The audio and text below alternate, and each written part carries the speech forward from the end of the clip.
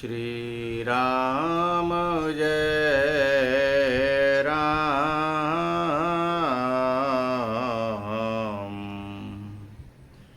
जय जय राम।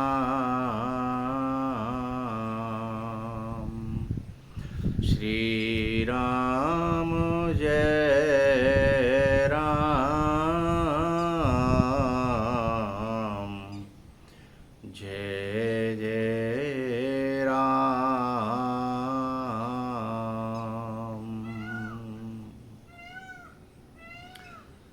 सभी को जय श्री राम।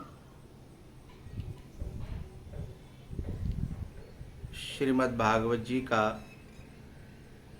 प्रथम स्कंद का प्रथम अध्याय का दूसरा श्लोक।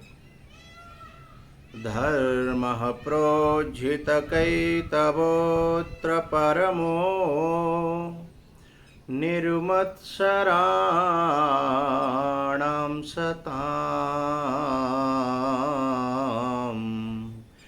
वेद्यं वास्तवमत्र वस्तु श्रीवदम् तापत्रयोन्मूलनम्।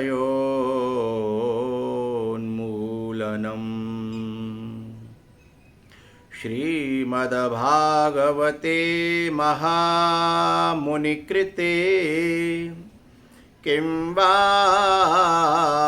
परैरीश्वरः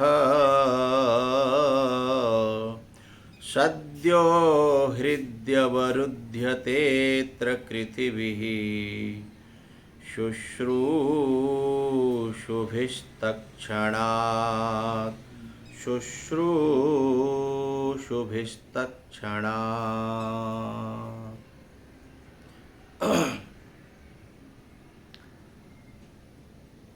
उद्धव जी महाराज जो भगवान के सखा थे,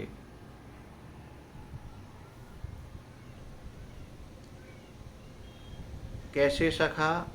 बहुत अंतरंग सखा थे। जब भगवान श्री कृष्ण ने अपने पूरी लीलाएं कर ली, सब उनका जो इसलिए अवतार लिया था वो सब काम हो गया, और उद्धव जी को उन्होंने उपदेश कर दिया, अंतिम उपदेश। तो उद्धव जी ने पूछा कि भगवान, अब आप कहाँ जाओगे? तो भगवान ने कहा कि और बार मैं अवतार लेता था तो अवतार लेकर के मैं कभी गोलोक धाम जाता था, कभी क्षीर सागर जाता था, कभी अलग अलग जगह। लेकिन अब की बार मैं इन सब जगहों पर नहीं जाऊंगा। तो फिर आप कहाँ जाओगे?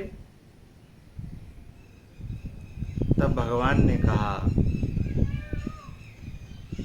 कि हे उद्धव, ये जो श्रीमद् भागवत है ना, मैं अब के इसी में विश्राम करूंगा, अब के क्षीर सागर में नहीं विश्राम करूंगा।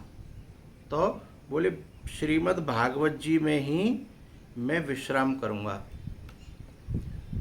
इसलिए हम सब लोग देखते हैं जगह जगह जहाँ भागवत जी विराजमान होती हैं और उनके नीचे जवारे बोए जाते हैं, कलश रखे जाते हैं, और उस व्यासपीठ की हम सब लोग परिक्रमा करते हैं, क्योंकि हमें वहाँ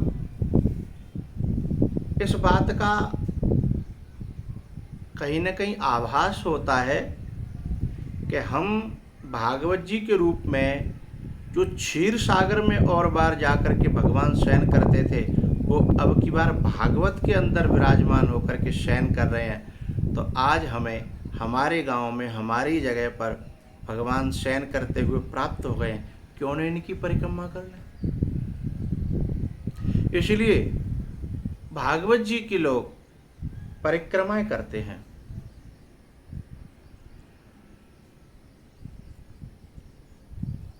कोई 11, कोई 21, कोई 108, जितनी जिससे बनती हैं देखा होगा आप लोगों ने गाँव, कोई जौ से हैं, कोई चावल से, अलग अलग वस्तुओं से वो परिक्रमा करते हैं।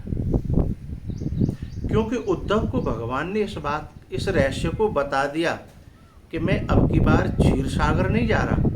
बोले तो अब की बार मैं भागवत में समा रहा हूँ। तिरोधाय प्रविष्टोयम श्रीमद्भागवतार्णवम्।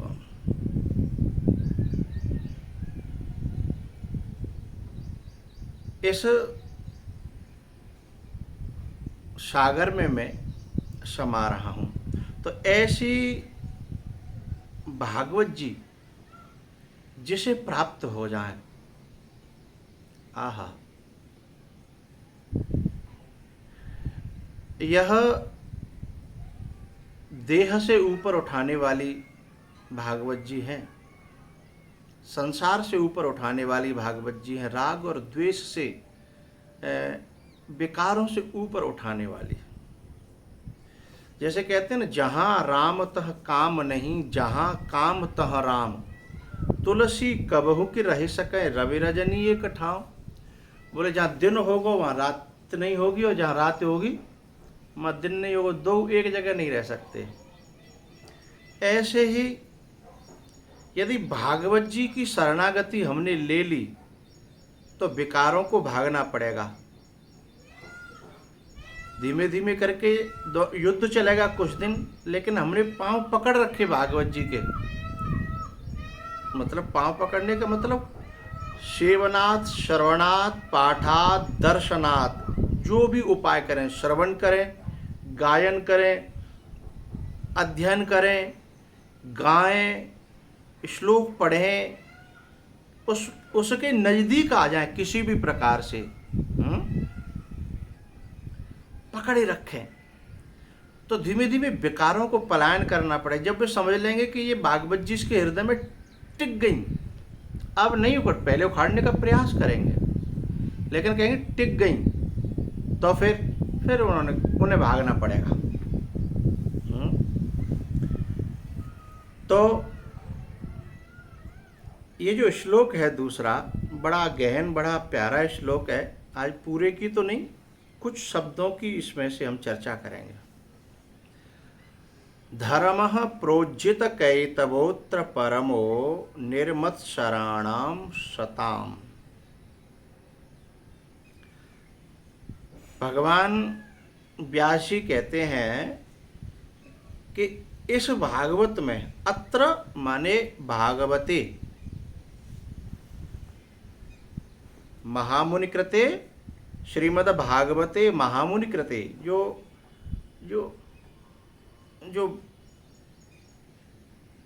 ये जो भागवत जी है, इसमें, अत्र माने इसमें, जो परम धर्म है ना, उसका वर्णन है, उसका निरूपण है। लेकिन पहली बात तो कहा कि धर्म का निरूपण नहीं है, क्योंकि धर्म जो होते हैं वो तो सांसारिक धर्म भी होते हैं। लौकिक धर्म जो होते हैं वो संसार में फंसाने वाले होते हैं, और उन धर्मों में कहीं न कहीं एक शब्द इसमें कहा, प्रोज्झित कैतवः, प्रोज्झित कैतवोत्र है ना, उसमें से निकलेगा प्रोज्झित कैतवः। कितव माने होता है कपट। तो जो कपट भाव है ना, वो कपट भाव उज्जित, प्रोज्झित है ना, उज्जित, जिसमें से कपट का भाव, यानी कपट जिसमें से उखाड़ दिया गया है, उखाड़ करके फेंक दिया गया है, ऐसा धर्म, यानी निष्कपट धर्म, कपट रहित धर्म, जिसमें से कपट को उखाड़ करके फेंक। प्र जो उपसर्ग है ना, वो प्रकृष्टेन उज्जितः, अच्छी प्रकार से, बिल्कुल जिसमें सांसारिक किसी कामना युक्त जितने धर्म हैं उनको उखाड़ के फेंक दिया गया है। ऐसे परम धर्म का निरूपण इस भागवत जी में है। यानी इसमें क्या क्या है वो बताया। अच्छा, यहाँ अत्र जो शब्द है ना, उसका श्रीधर स्वामी जी एक बड़ा प्यारा अर्थ करते हैं। प्रोज्झित कैतवो परम धर्म अत्र निरूप्यते। अत्र का मतलब है न अन्यत्र, जो कहीं दूसरी जगह नहीं मिलेगा, क्योंकि दूसरी जगह जब मिलेगा वो धर्म तो मिलेगा, लेकिन प्रोज्झित कैतवम नहीं, धर्म प्रोज्झित कैतवोत्र परमो नहीं। तो बोले कैसा? बोले केवल धर्म मिलेगा, और उसमें भी जरूरी नहीं है वो धर्म कपट सहित है कि कपट रहित है। जैसे हम लोग अन्य किसी स्मृतियों को पढ़ें तो उनमें धर्म का वर्णन है, लेकिन उसमें ये नहीं कहा गया। जैसे मानो एक छोटी सी बात कहें, उसमें धर्मों का वर्णन किया गया कि माता पिता और गुरु की, मातृदेवो भव पितृदेवो भव आचार्य देवो भव। ये माता पिता और गुरु भगवान की तरह सेवा करनी चाहिए, भगवान की तरह समझना चाहिए। अब इतना कह दिया, लेकिन यदि इसमें भीतर फल घुस गया, भीतर हमारे कामना घुस गई, जैसे बहुत से लोग सेवा तो करते हैं लेकिन केवल सेवा के लिए सेवा करें तो हो गई सेवा, तो धर्म हो गया।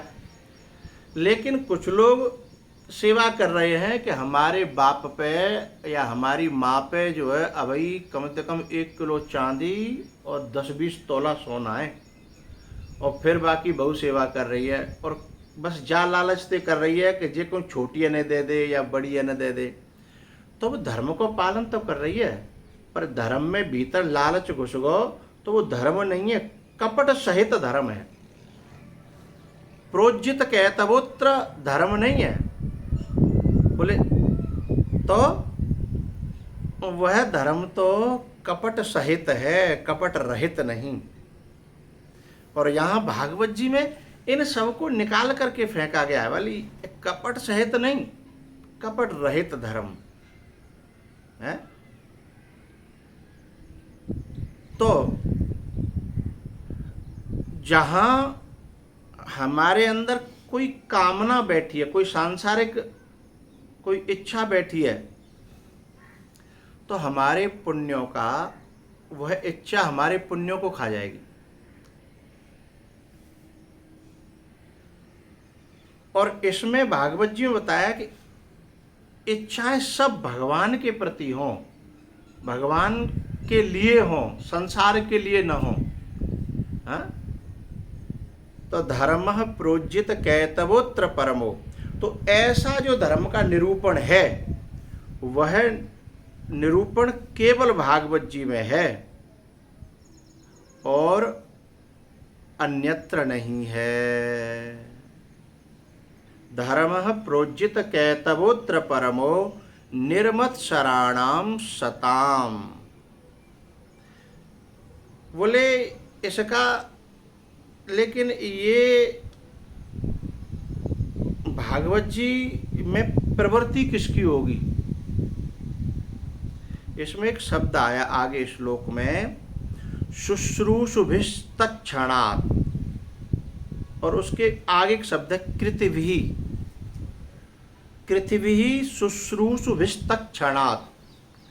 ये एक वेदांत का एक छोटा सा प्रक्रिया ग्रंथ है हिंदी का, जिसका नाम है विचार चंद्रोदय।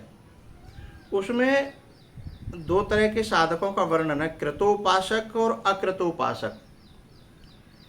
जो कृतोपासक होता है, यानी कृतोपासक का मतलब है जिसने पहले उपासना की हुई है पूर्व जन्मों में, तो वह शुचि नाम श्रीमताम गेहे योग भ्रष्टो विजायते। पहले तो वो संतों के संपर्क में आएगा और फिर उसकी बुद्धि इस विषय को पकड़ने लगेगी, उसे खींच लेगा। ये विषय परम धर्म का, भागवत का ये विषय खींचेगा, संसार नहीं खींच पाएगा उसे, ये विषय खींच लेगा। यदि कृतोपासक है, यदि उसने पहले और सारी उपासनाएं की हैं तो, और यदि अकृतोपासक यानी जिसने उपासनाएं नहीं की हैं और किसी छोटे मोटे किसी शुभ कर्म के कारण संतों का संग तो मिल गया, लेकिन उसे संसार खींच ले जाएगा क्योंकि वो अकृतोपासक है। अभी उसे दोबारा से उसी जंजाल में होकर के आना है। तो अकृतोपासक संतों के पास आने के बावजूद भी संसार में खिंच जाएगा, और कृतोपासक यदि होगा तो संतों का साथ पाते ही, संपर्क पाते ही इस विषय को पकड़ लेगा, ये विषय उसको पकड़ लेगा। यानी ये भागवत, ये धर्म, ये कथा, ये परम धर्म उसको अपनी गोद में ले लेगा।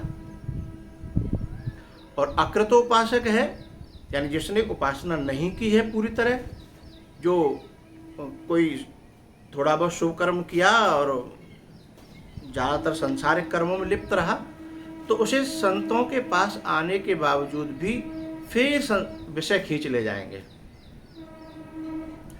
लेकिन यहाँ एक और सावधानी की बात है। कृतोपासक, हर कृतोपासक को जरूरी नहीं है कि ये कथा मिल जाए, ये कथा पकड़ ले, ये कथा खींच ले। कृतोपासक में भी उपासक ने केवल इसीलिए उपासना की होगी कि मुझे भागवत जी समझ में आ जाए, मुझे भक्ति समझ में आ जाए, मुझे ज्ञान वैराग्य समझ में आ जाए, इस उद्देश्य को लेकर के साधना की होगी, तो ही ये चीज मिलेगी।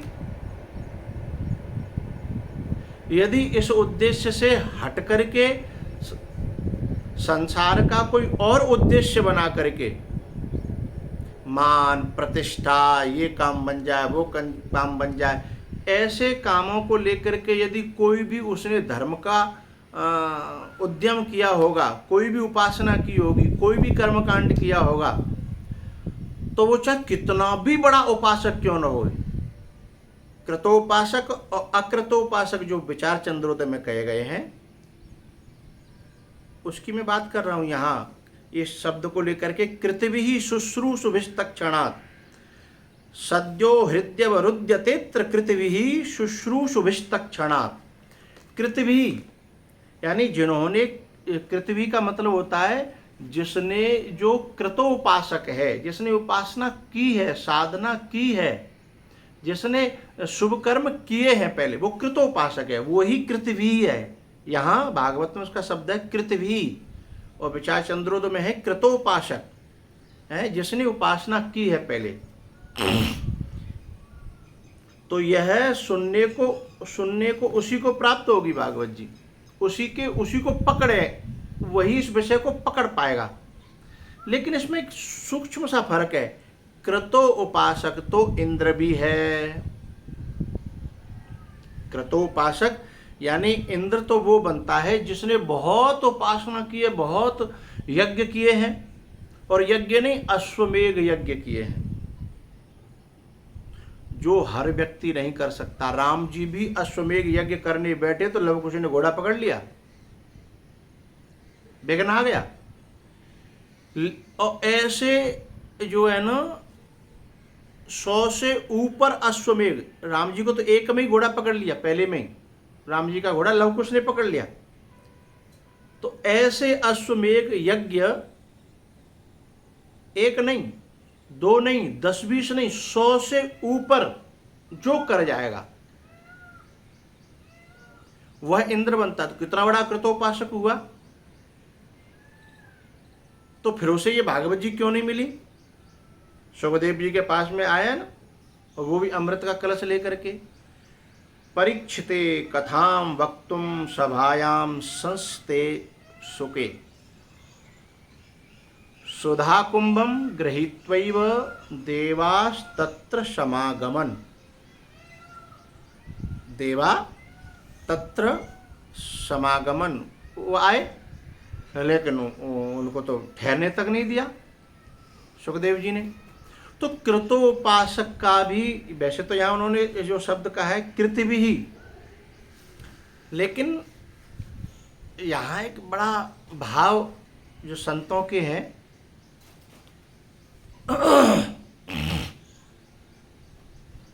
जिन्होंने उपासना तो की है, साधना तो की है, शुभ कर्म तो किए हैं, लेकिन किसी स्वर्ग के लिए नहीं, अथवा किसी संसार के विषय भोग के लिए नहीं, अथवा किसी दैहिक सुख के लिए नहीं। बोले केवल भगवान के लिए, भक्ति के लिए, ज्ञान के लिए, वैराग्य के लिए, आत्म अनुसंधान के लिए, आत्मरति के लिए, आत्मज्ञान के लिए जिन्होंने उपासना की है, ऐसे कृतविहि शुश्रूषुभिस्तक्षणात्, तो उन लोगों को ये भागवत जी प्राप्त होगी, उन लोगों को पकड़ेगी, उन लोगों को अपनी गोद में लेंगी भागवत जी। तो जिनके मन भागवत जी में नहीं लग रहे हैं, वे कुछ दिन जबरदस्ती श्रवण, पठन, गायन करें, तो धीमे धीमे जब दुर्गुण देख लेंगे कि पकड़ लिया भागवत जी को इसने या भागवत जी ने इसको, तो दुर्गुण पलायन कर जाएंगे, बेकार पलायन कर जाएंगे। क्योंकि शुरुआत में कोई भी चीज़ जबरदस्ती पकड़नी पड़ती है। हम साइकिल सीखते हैं, शुरुआत में कितनी कठिनाई होती है, लेकिन जब सीख जाते हैं तो फिर जेब में से चना निकाल करके चबाते जाते हैं और साइकिल चलती जाती है। मोबाइल से बात करते हुए चले जाते हैं, साइकिल चलती रहती है, मोटरसाइकिल चलती रहती है। लेकिन शुरुआत में कही जाए कि मोबाइल भी चलाओ, साइकिल भी चला, संभव नहीं है ना। तो प्रैक्टिस मेक मैन परफेक्ट। अभ्यास जो है ना, वह जब करते रहोगे तो अपने आप किसी दिन इतने परफेक्ट हो जाओगे, इतने कुशल हो जाएंगे हम कि फिर आनंद आने लगेगा, फिर साइकिल झंझट नहीं लगेगी, फिर साइकिल में आनंद आने लगेगा।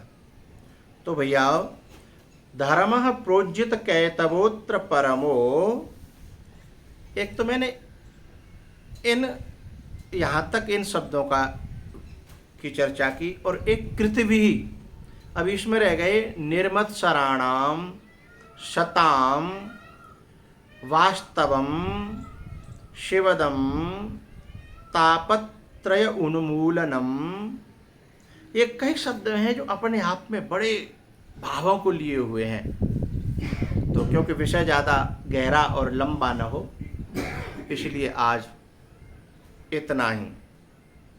तो हमें फिर से दोहरा दूँ एक बात, कृतो उपासक भी बनना है ना, तो उसमें जैसे हम, उपासना एक धन है, साधना एक धन है, उस धन से हम चाहें